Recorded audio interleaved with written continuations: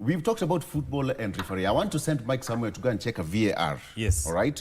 Yeah. Whether the show is doing very well and whether Kevin Osido is legally here to be the ultimate I am fit new or player. not. Yes. Okay? I am going to check that The right VAR. about now. Yes. Whether I have scored or not. Yes.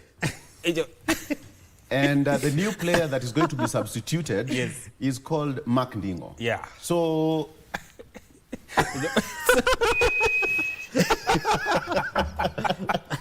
All right, very good. All right, so Mark will be joining us shortly, but we have to keep this on the road.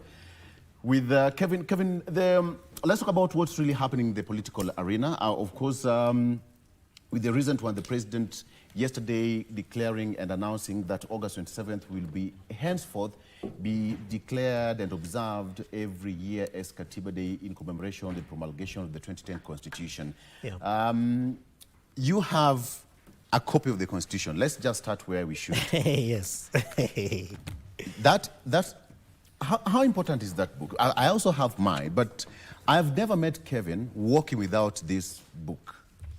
Never, ever. He's ever with a copy of the Constitution. Yeah. But then now, it's coming at a time that there is now that official announcement that from tomorrow, henceforth, forever, in the presidential announcement, that it's going to be observed as the Katiba Day. How do you feel about that? Thank you so much, Victor. That's quite an interesting one. And just to start with, I thank God for the Republic of Kenya. Yes. Because this is a country where dreams are met and actually achieved at the same time. And this copy of the Constitution is one that I have been working with since 2021. But there's another one, because it was replaced by a friend of mine who is an ambassador, rather a former ambassador to one of our friend countries, to Kenya.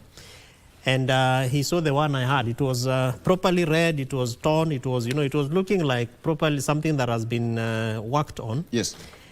But the significance of this, in my view, is how Kenyans look at the place of governance and leadership. And you see, among the many things that that determine our governance and our leadership structures and institutions is the Constitution. Yes. The president's promulgation, in my view, is not anything new. It is exciting, however, to note that the president has noted the efforts of many Kenyans and institutions that have been organizing Katiba Days. Yes. And I believe that as Kevin, I have attended since 2015. Actually since 2012. Katiba Days commemorated every 27th of August until with this Wednesday when we have another one. And you look at that and you really have to give it to Kenyans who, even beyond the presidential promulgations, beyond presidential guidance, they have decided to ensure that the Constitution is given its prime space and that it is given that opportunity to also pride itself based on the sacrifices that Kenyans, had to go through to give ourselves the new Constitution, otherwise called the Constitution of Kenya 2010. What I hope, Victor, is that the presidential proclamation will therefore give the promulgation a much more enhanced and strengthened effort. What that means is that, for example, I am hoping that the PS rather in the Office of the Attorney General will be able to begin thinking through a national civic education guidelines or manuals.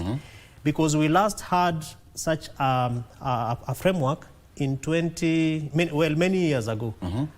I remember that it was the then former late minister, Mheshimiwa Mutula Kilonzo Jr., rather senior, who was then Minister for Justice and Constitutional Affairs, when we had a program called the Kenya National Civic Education, Kenya National Integrated Civic Education Program, which was being run by government to help Kenyans understand their governance structures and systems.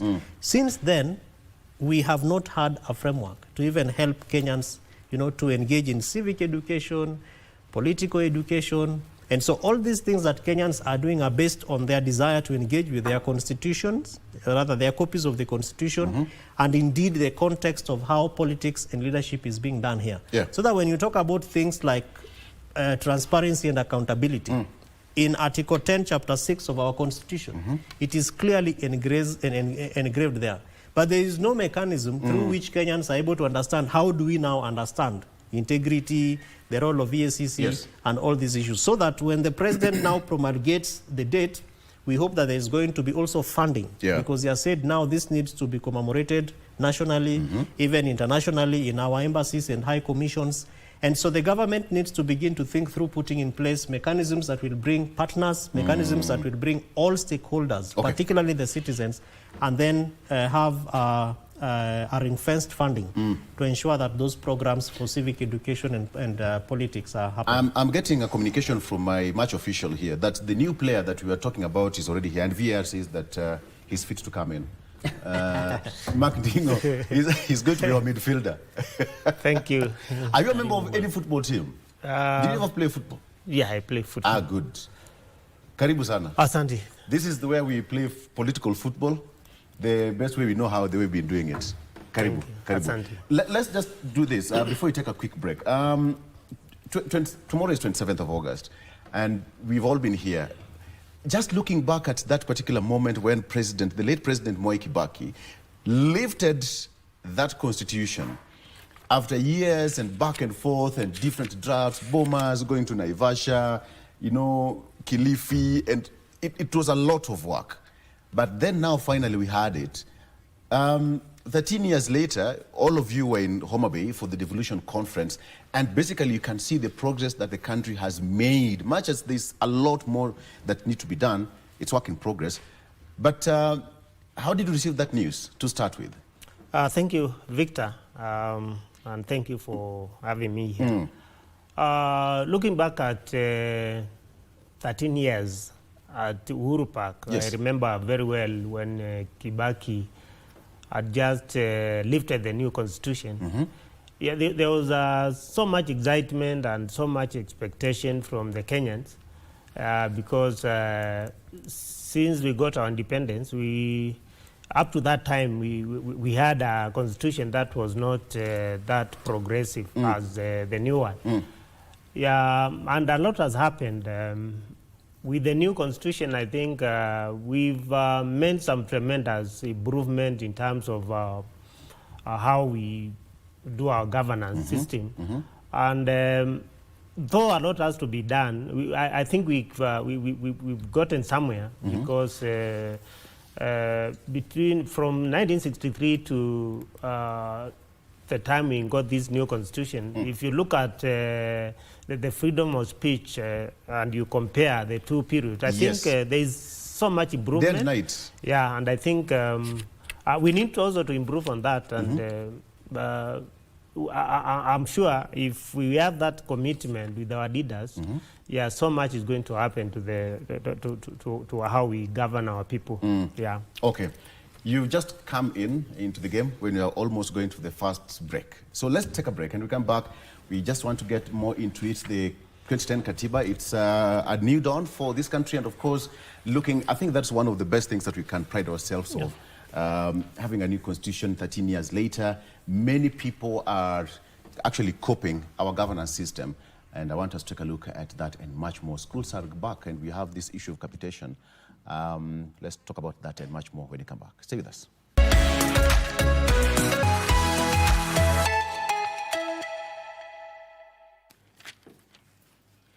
And welcome back. So let's continue this discussion now. The issue here, and a very quick one, on the front page of the Star newspaper, pensions, jackpot, judges edge closer as politicians queue. Draft law gives lifetime medical cover, diplomatic passport for judges. Of course, that is on the front page of the Star. Pensions, jackpot, judges edge closer as politicians also queue. That is a story on the front page of the Star newspaper. Evicted 8 times in a year inside the toll of queer activism in Kenya. And there's a man who was wrongly jailed for 10 years over wife's murder and is now a free man. So that is the question. It's 10 years behind bars for a wrongful detention. I don't know how that would happen. And yes, the inner pages of the Star newspaper, judges edge closer to pension jackpot as politicians also key for the same. The question of judges and MPs and members of the Salaries and Remuneration Commission are reported to have struck a consensus on a proposed law that would guarantee senior judicial officials hefty retirement packs. Can take a look at that story. It's fleshed out there for you fully on the inner pages of the Star newspaper. By elections, headache, rock, Ruto, Raila, Gachagua comes, okay. List of aspirants are growing as party officials also face accusations of favoritism. There are several different political parties. We have got by elections coming up. Then on the last page of the Star here, it's all about keep the row alive. KCB coach Matano wants fans to spill Chan passion into Kenyan Premiership. I think that's a good thing. Absolutely, absolutely. We have to support our local clubs the same way we gave Harambee Stars that moment. Mark, what's the front page of the Standard? The front page has Share Report. Yeah, and it has also the new Katiba Day. Yes. Gloom at 15, 2010 Constitution on trial. And we have some hospitals who have gotten some payments. Fictitious kind of hospitals. Yeah. Yeah. It's reported on the front page. I mean, the issue of health has been a big problem for ever since CS Duale came into office, and he's been trying to clean the system when it comes to that. We'll take a look at that shortly. But then, let's talk about this, Kevin. When we talk about the Constitution 2010, this copy here, allow me to have it. This copy here, chapter 1, in fact, I don't know whether this is a coincidence. This is the copy of the photo of President Moi Kibaki. Yeah, I actually opened it when you were okay, go ahead. No, You had a purpose You've for already it. borrowed the... You had a purpose for it. So if the cameras can probably help us. Exactly. Though it is in black and white. It's reminiscence of what really happened, Yeah, history. exactly. Yeah. Now, we had the likes of Amos Wako, who was the AG then. We had got different dignitaries who were present during that time. Kenya marked a very substantial milestone, and many countries in Africa and across the world copied. There you have it. It's August 27th, 2010. The environment at Uhuru Park was palpable, gentlemen. Electric. It was full to capacity. I wish we had the likes of Mutula Kilonzo there, the likes of Raila Odinga sitting at the back, Moi Kibaki, Martha Karua. We had the likes of Museveni, Kagame. Yeah. All the dignitaries who were present at that point. Those faces, although some of them are, wametangulia mbele ya haki, but they contributed immensely to what we have today. But now there's something you said. There is no pure and goodwill to fully implement this Katiba from chapter 1 to the last copy, to the last chapter. So, Victor, why in my view, really, that is profound is because if you look at our constitution that has, I think it has 15 chapters, and then it has 200 and it's supposed to be 246 articles of the constitution, 246 articles. And then you look at the context. The context means the environment within which the constitution is being implemented. Now, one thing that we should not let our eyes off is the fact that this constitution was promulgated a few years after the post-election violence. 2007, 2008. And there is a very good reason why that really forms a very strong space in terms of our leadership and governance. And some of the experiences of 2007, 2008 were actually brought into the constitution, like institutions such as NCIC, the National Cohesion and Integration Commission, concerns around the presidency, issues around even the swearing in of the president, concerns around even the institutions like the one that we call the one that basically organizes the swearing in. Yeah. That committee is called Assumption of Office, yes. Committee. Many good experiences that really informed the architecture of our constitution. But if you look at, for example, each of the articles, there are articles that have never been implemented. Not even implemented, touched. They have never been touched. And so what we try to do is to, fix them depending on when things happen, we fix them.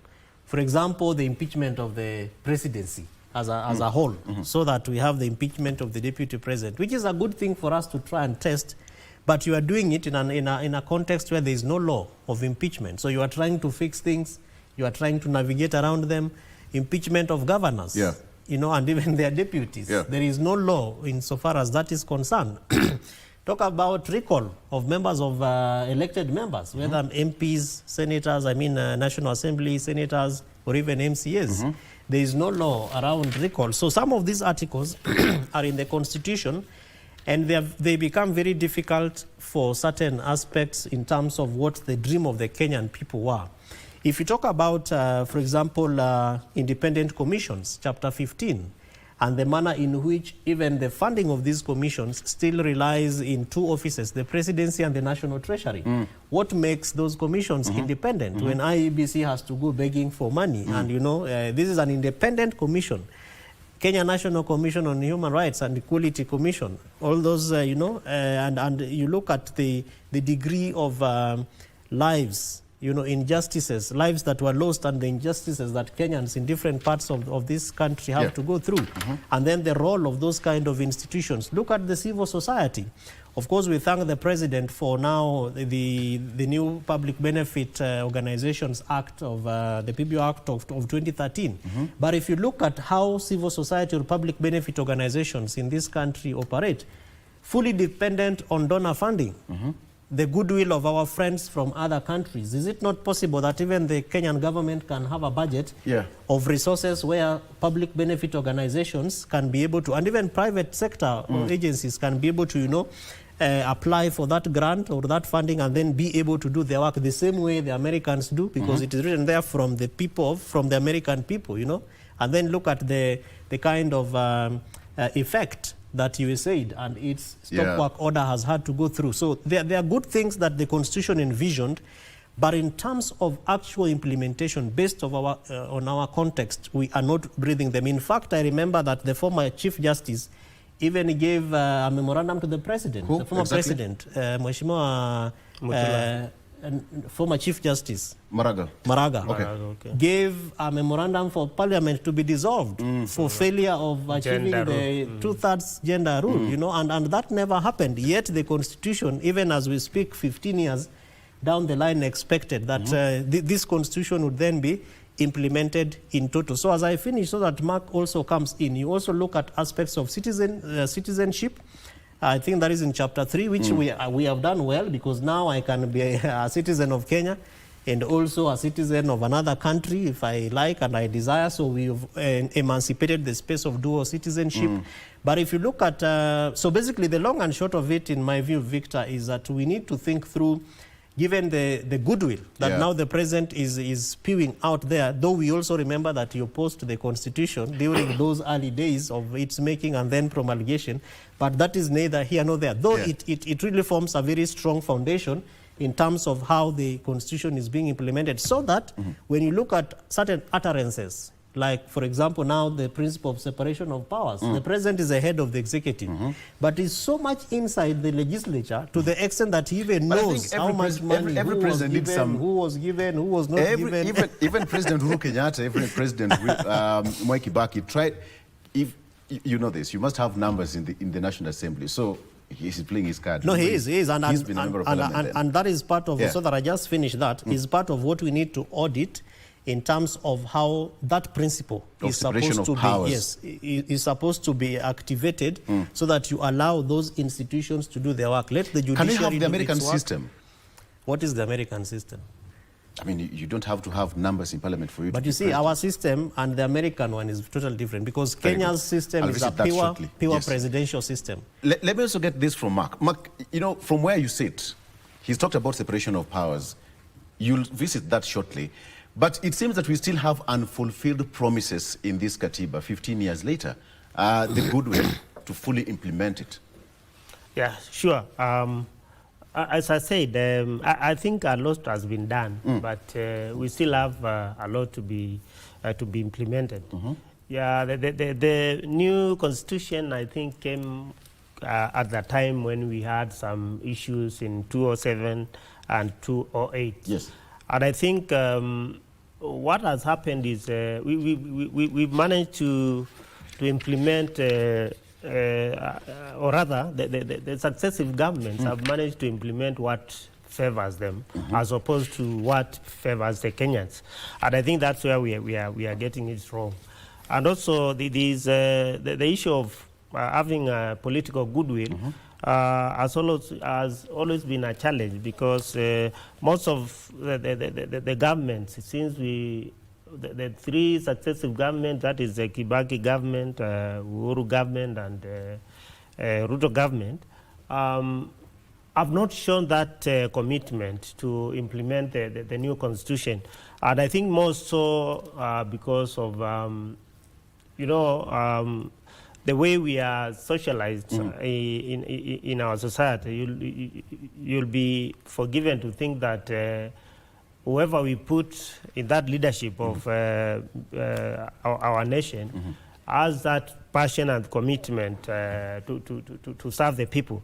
So it boils down to what have we done and what have we not done. And I think my friend here has put it well. A lot of things have not been implemented, and I think it's not because we lack we lack the way. I think what we are lacking now is the goodwill. Yeah, but there are good things I think we can pick from the new constitution. One being the devolution. Yeah, we've had some very successful county governments which are doing well, though some have been having some challenges in terms of corruption and governance system. 15 years later. Yeah, but I think, I mean, if we can... Just a minute, Mark. Are we going to that snail pace to say that we are having challenges 15 years later, and funds are always channeled to counties every financial year? In fact, governors will always threaten the national treasury that if you don't do this, we are going to paralyze that. But 15 years later, it's so sad we are talking about challenges in the counties. I mean, Mark. Yeah, sure. I think there's we lack that political goodwill because 15 years down the line, you'll find that even sending money to the county government has become a problem. After every one financial year, you'll find even the county governments start receiving their funds later after October or even November. And that leaves them with little time to implement their development programs. So I think there's so much which has not happened.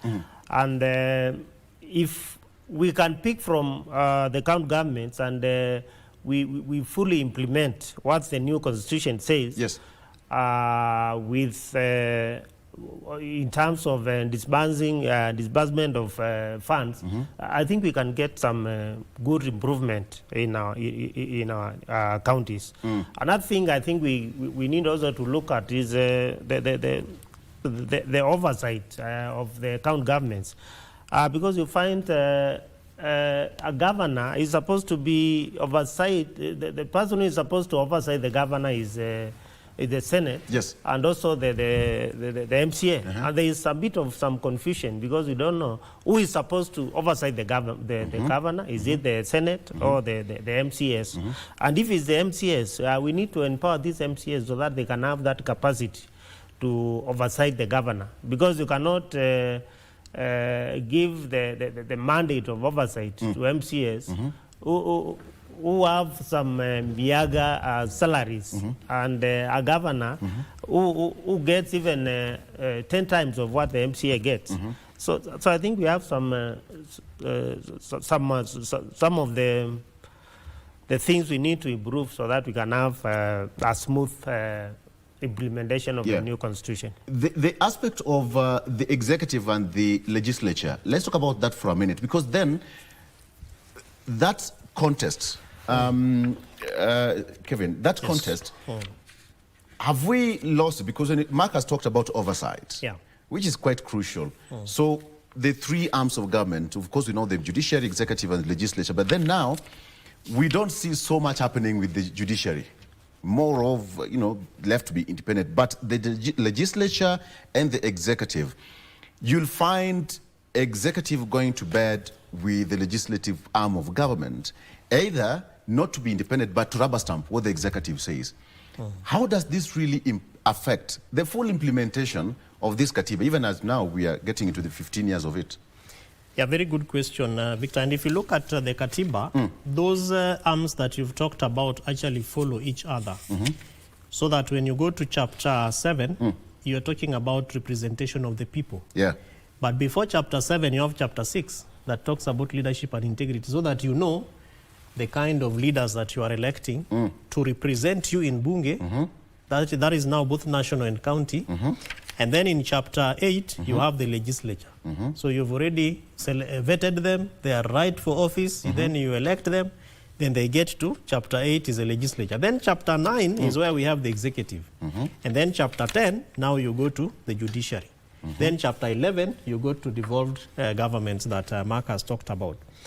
The challenge that we have is what we already alluded into, which is the kind of system of government that Kenya has. That yes, we desire to have a bicameral parliament or bicameral set of leadership or form of leadership, but the elections or how we do our elections is still largely presidential. Yeah. So that if you look at even the degree of campaigns, right now people are not talking about who will be our next governor of Nairobi very, very vigorously and very intensely, as it is in the form of the presidency. So we still, despite the fact that the Constitution took some of these powers from the national to the counties so that we concentrate development at the county level, people still look at the presidency, so the head of the executive, as the place where development happens. Why? So much such that. Why? And is part of the reasons is because of, appropriation of resources, that the person who is elected president really has a majority in Bunge. And that is what we have seen since 2013. Other than the 2013, I think there was an election that was where Mheshimiwa Raila Odinga lost in the courts, but in parliament he had the majority. Even for this one, in fact, the courts ruled that Azimio had a majority, but when the speaker made his ruling in Bunge, he said that Kenya Kwanza election. is election. But that's why it is important to look at it. That's the last 2022. Yes, and even for 2017, I think, Yes. when Mheshimiwa Raila had a majority through Okoa. And that is why I was asking, can we go the American system where you don't have to have numbers, you can still be president, but you have a simple majority? Until when we are able to amend our constitution and also look at how we do our elections. Because the constitution anticipated that development would actually be at the county levels. But Victor, you and I, and including Mark, knows that governors are still trooping to State House to listen to speeches of development and to be guided over which roads need to be built, how much money needs to go into each sector, whereas this constitution did not envision that is how development is supposed to be done for the people of Kenya. That under in terms of county governments, there would be a tool called the CIDP, the County Integrated Development Plan, where the residents of that county sit and they agree. And even including how those resources are being appropriated. But if you look at how it is happening, the context within which it is happening right now, Victor, the challenge is that even the CS for Treasury, and we have seen it, is an appointee of the president, of course vetted by National Assembly, and we have also seen the kind of capture that the people who vet have. So those are part of the challenges that we find in terms of both implementing the constitution, so that the cabinet and its interactions with national government, ministries, departments and agencies, and even counties are more or less captured. You've just talked about capitation for education. There is no reason why schools should suffer Yeah. lack of capitation when the economy, we assume, or rather when the government, we assume, has enough money and based on the promises. Okay. But part of the challenge, Victor, is you want to listen to the heartbeat of the president. Last week, akitoka Japan, atasema nini, so that we don't send money to schools, and yet he has something much more important that he wants to be done. I don't know whether it's... As I finish, so that the people who also exercise oversight are stifled. They cannot ask the CS, tell us why schools have not received monies because of the wars, again, that we are seeing happening between the executive and also the legislature. Okay. Mark, again, the aspect of the superiority contest between the two houses, we have got the National Assembly and the Senate. But then when you look at that, does this also affect the full implementation of this? And you can also add on to what the same question I asked. Yeah, yes, I think yeah. on the two assemblies, that is the Senate and the National Assembly, I think it affects, and it's one of the challenges we are facing when we are trying to implement this new constitution because of that supremacy battle. You know, at the beginning of the new constitution, many people thought the Senate was going to be the upper assembly, and it was going to be superior than the National Assembly. But when the real implementation came, now they came to realize that the Senate was not that superior than the National Assembly, and more so because the National Assembly is where most of the government businesses are handled. The National Assembly, if you look at the National Assembly and the elected leaders, you'll find they have some CDF, yeah, where they can have some say on where they can do some development. But the Senate is only left with the oversight of the government and the legislation. So I think we need, after the 15 years now, is the time to look at the two houses, how we can separate the two, the Senate and the National Assembly. Yeah, and there is another issue I think I need to also talk about the separation of power and why we still have everybody trooping to the State House to get some development. I think it is it's something which has too much to do with what we are getting to the how much money we are getting to the counties. Yeah. Because I understand the new constitution gave us 15% of the revenue. At least. Yeah. But this money was supposed to be progressive. It was not supposed to be stagnant. So after 15 years, we are still giving the counties 15% of the revenue of whatever the country is getting. If we can increase this percentage, at least a proposal to make it at least 35%. To 35%. Yes. I'm telling you, you'll never find anybody going to State House because governors will have enough money to do their development. And most of these developments will come from the county governments. So the president will remain with some few functions which will make our governance system even more easier. Is there hope for Wanjiku? 15 years later, moving into the 15 years, I don't think there is hope. I don't think there is hope. Okay. Because you remember when they tried to bring Majimbo, what came out? Yes. Everybody said this is going to bring back the Tell me there's hope for me. Yeah. Is there hope for Wanjiku? Victor, there's a lot of hope. We are done. Yeah, there's a lot of hope for Wanjiku. We must devolve all functions that have been given to county governments and ensure that the resources are disbursed on time and we exercise accountability so that Wanjiku, as you look for hope, also ask yourselves, what is your role in holding your leadership accountable at the county level? That is for you, Wanjiku. The gentleman who has just spoken was our co-host for today. Kevin Osido, Executive Director of County Governors Watch. Thank you so much for always coming to the show. And Mark Ndingo is also a honorable member and is also a political analyst. Thank you so much, gentlemen, for coming to the show. 15 years of revolution. Wow, what a country. My name is Victor Lo. Have a good morning. Bye-bye.